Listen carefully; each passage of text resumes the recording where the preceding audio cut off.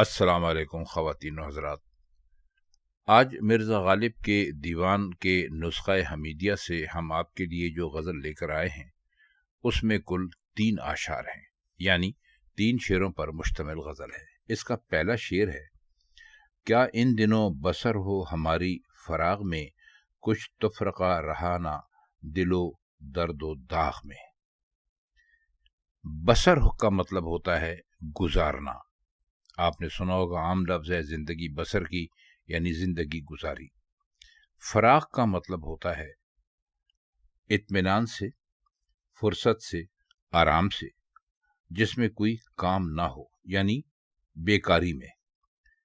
تفرقہ کا مطلب ہوتا ہے فرق، یعنی 2 چیزوں کے درمیان جو فرق ہوتا ہے اس کو تفرقہ بھی کہتے ہیں. یہ اردو میں عام استعمال ہوتا ہے لفظ.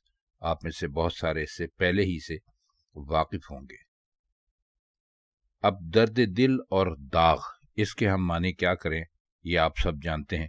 درد دل جو درد دل میں ہوتا ہے اس کو کہتے ہیں، اور داغ دھبے کو کہتے ہیں، نشان کو کہتے ہیں.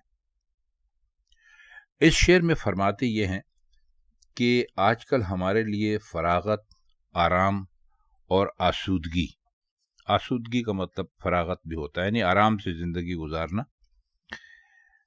بسر کرنے کی کون سی صورت ہو سکتی ہے جبکہ دل میں درد اور داغ میں جدائی باقی ہی نہیں رہی. دیکھیے، اس شعر کے بہت گہرے معنی مرزا غالب نے بیان کیے ہیں. وہ کہتے ہیں کہ ہم ساری زندگی ایک ایسے آدمی رہے کہ جس کے دل میں ہمیشہ عشق کا، محبت کا، زمانے کا، گھر کا، کسی قسم کا بھی ہمیشہ درد رہا. یعنی ہمیشہ کسی نہ کسی قسم کی فکر نے ہمیں گھیر کر رکھا اور ہماری زندگی ہمیشہ بہت پریشانیوں میں گزری. اور اسی طرح ہمارے دل پر مختلف معاملات کے داغ بھی لگتے رہے. تو دل میں ہمیشہ درد ہوتا تھا اور ہمیشہ داغ لگتے تھے. اب ایسی زندگی چونکہ مستقل گزارتے رہے، ہمیشہ ایسی ہی زندگی گزاری، تو بیچ میں ایک ایسا لمحہ ایسا آیا، یا ایک ایسا وقفہ آیا، یا زندگی کا ایک ایسا دور آیا کہ جب دل میں درد بھی نہیں تھا اور دل پر داغ بھی نہیں تھے. تو کہتے ہیں کہ پھر ہماری زندگی ہمارے لیے مشکل ہونا شروع ہو گئی.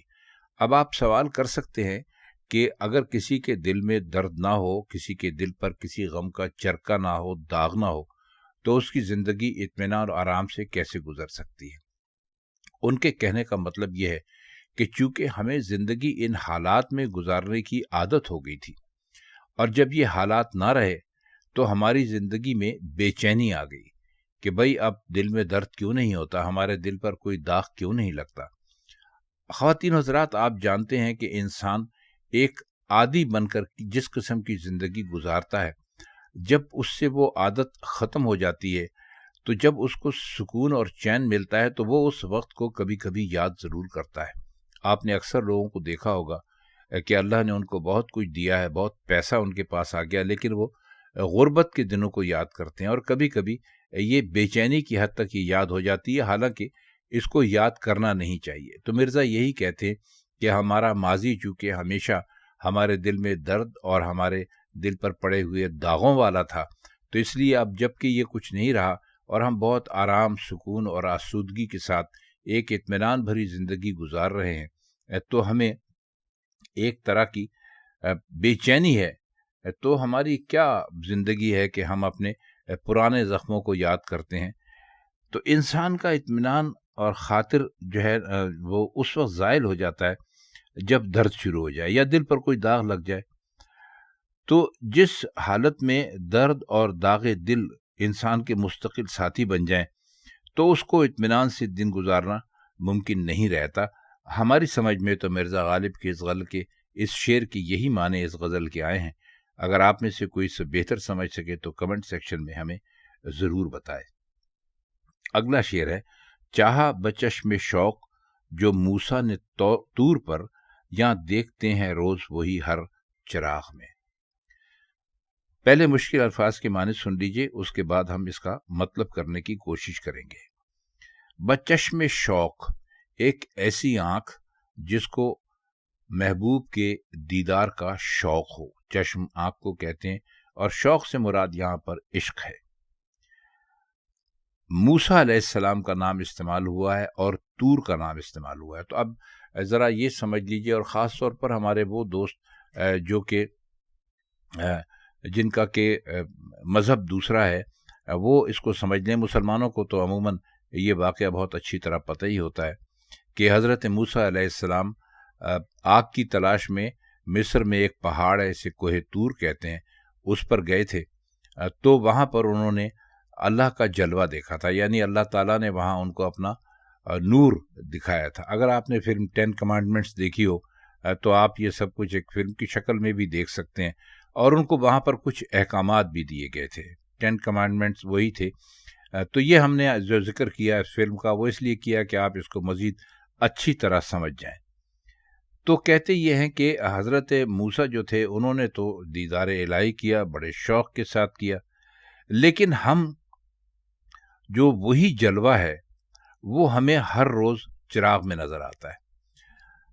اب اس میں بھی تھوڑی سی سمجھنے کی بات یہ ہے کہ چراغ میں اگر آپ کسی چراغ کو دیکھیں، جلتے ہوئے چراغ کو، تو آپ کو اس میں کیا دکھائی دیتا ہے؟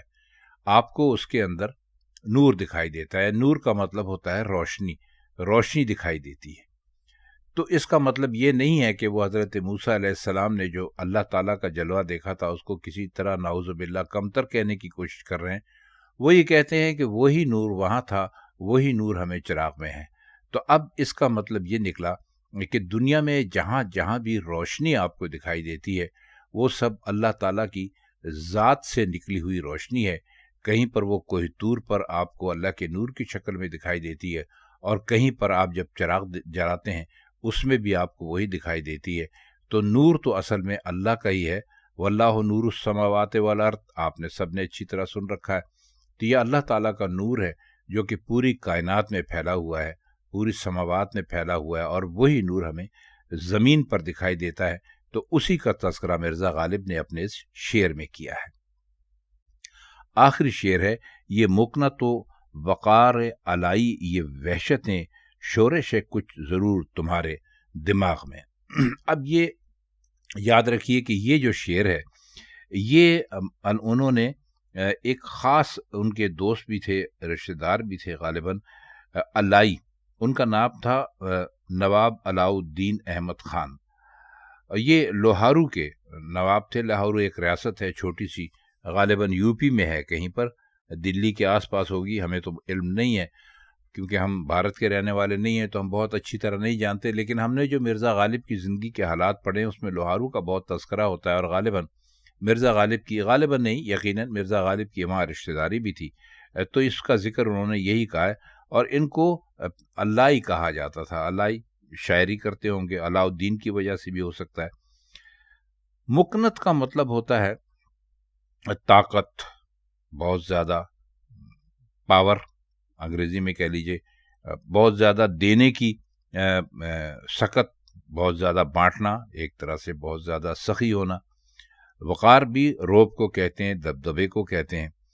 علائی جو اس کے اندر استعمال ہوگا وہ ابھی ہم آپ کو بتا چکے ہیں. وحشتیں، وحشتیں کا مطلب ہوتا ہے کوئی ایسا کام کیا جائے جو کہ بالکل دیوانوں کے کرنے کا ہے اور وہ کوئی عام کرنے لگے. شورش کا مطلب ہے کسی قسم کا اتھل پتھل ہو جانا. تو اس میں انہوں نے کہا شورش ہے کچھ ضرور تمہارے دماغ میں. تو یہ ایک طرح سے ڈانٹنے والا یا کسی کو اس کی اصلیت یاد دلانے والا بھی مصرع ہو سکتا ہے. وقار اصل لفظ بالفتح ہے، یعنی وقار، لیکن پتہ نہیں لوگ کیوں اس کو بالکسر بولنے لگیں، یعنی وقار کہنے لگیں. بہرحال جو بھی ہے اس کا مطلب ہوتا ہے تسکین، حلم، جیسے ہم نے آپ کو بتایا، اور جاہ و جلال، یہ بھی ہم ابھی آپ کو بتا چکے. وحشت کئی مطلب ہو سکتے ہیں، نفرت بھی ہو سکتی ہے، گھبراہٹ بھی، جہالت بھی، اداسی، آوارگی، الٹے سیدھے طریقے اختیار کرنا جو بھی آپ کو بتلایا، کوئی ایسی حرکتیں کرنا جو کہ آپ سے جن کی لوگ توقع نہ کر رہے ہوں. اب ہم تھوڑا سا اس علائی کو ذرا تفصیل میں آپ کے سامنے بیان کرتے ہیں. ابھی تو ہم نے آپ کو بتایا کہ علائی سے مراد وہ نواب علاؤ الدین احمد خان تھے. ان کے والد کا نام تھا نواب امین الدین احمد خان، اور وہ لوہارو کے والی تھے. مرزا کے رشتہ دار بھی تھے، یعنی غالب کی جو بیگم تھیں وہ الائی کے والد کی چچا زاد بہن تھی، اور الائی کے جو دادا تھے احمد بخش خاں، اور بیگم غالب کے جو والد تھے الہی بخش خاں، وہ آپس میں سگے بھائی تھے۔ تو الائی زیادہ تر لوہاروں میں رہتے تھے، تو ان میں اور مرزا غالب میں عموماً چھیڑ چھاڑ بھی ہوتی تھی اور لطیفے بازی کا سلسلہ بھی رہتا تھا۔ تو غالب ان کی اس بات سے ناراض ہو گئے کہ انہوں نے خط لکھنے میں کچھ دیر کی اور اپنے کام میں مصروف رہے۔ تو مرزا نے انہیں یہ خط لکھا اور اس کے اندر یہ شعر بھی لکھا کہ بھائی بڑے آرام سے بیٹھے ہو اور آسودگی سے بیٹھے ہو، الٹی سیدھی حرکتیں کر رہے ہو، یقیناً تمہارے دماغ میں کوئی شورش ہے۔ مطلب یہ کہ ایک طرح سے پیار سے ڈانٹنے کے لیے اپنی اس غزل کے جو شعر تھا، غالباً آخری شعر ہی ہوگا، اس میں مرزا غالب نے یہ کہا۔ اب اس قسم کے جو اشعار اور غزلیں تھیں جن کے اندر کوئی ذاتی زندگی یا ذاتی لوگوں سے چھیڑ چھاڑ تھی، وہ غالباً دوستوں نے اصل جو دیوان غالب ہے اس کے اندر اس کو شامل نہیں کیا تھا۔ تو بعد میں جب اس کو شامل کیا گیا تو وہ نسخہ حمیدیہ کی صورت میں چھپا، جس میں سے اب ہم مختلف غزلیں لے کر آپ کی خدمت میں پیش کرتے رہتے ہیں۔ یہ تو ہو گئی غزل۔ اب ہم آپ سے ایک اور بات عرض کرنا چاہتے ہیں۔ دیکھیے، ہم آپ سے بارہا کہہ چکے ہیں اور 3-3.5 سال ہو گئے یہ بات کہتے ہوئے کہ اگر آپ ہمارے ویور ہیں، آپ ہمارے سبسکرائبر ہیں، یا آپ پہلی دفعہ ہمارے چینل پر آئے ہیں اور آپ ہمارے شرح کی ہوئی کوئی غزل سنتے ہیں، تو آپ اس کو اور کچھ کریں نہ کریں لائک ضرور کر دیا کریں، کیونکہ لائک کرنے سے ہمیں اندازہ ہو جاتا ہے کہ ہمارے دوستوں نے اس کو، کتنے دوستوں نے اس کو دیکھا اور اس کو پسند کیا۔ اب ہم آپ سے روزانہ دہائیاں نہیں دیں گے کہ ہمارے چینل کو لائک کریں اور سبسکرائب کریں اور یہ کریں اور وہ کریں۔ آپ اس کو لائک اس لیے کر دیا کریں تاکہ ہمیں یہ سہولت ہو جائے کہ ہمیں علم ہو جائے کہ کتنے لوگوں نے اس کو دیکھا تھا اور ان میں سے کتنے لوگوں نے اس کو پسند کیا تھا۔ تو آج کے لیے بس اتنے ہی۔ آپ سے غالب یا میر یا کسی اور استاد کی کسی اور غزل کے ساتھ پھر ملاقات ہوگی۔ تب تک کے لیے ہم چاہتے ہیں آپ سے اجازت۔ خدا حافظ۔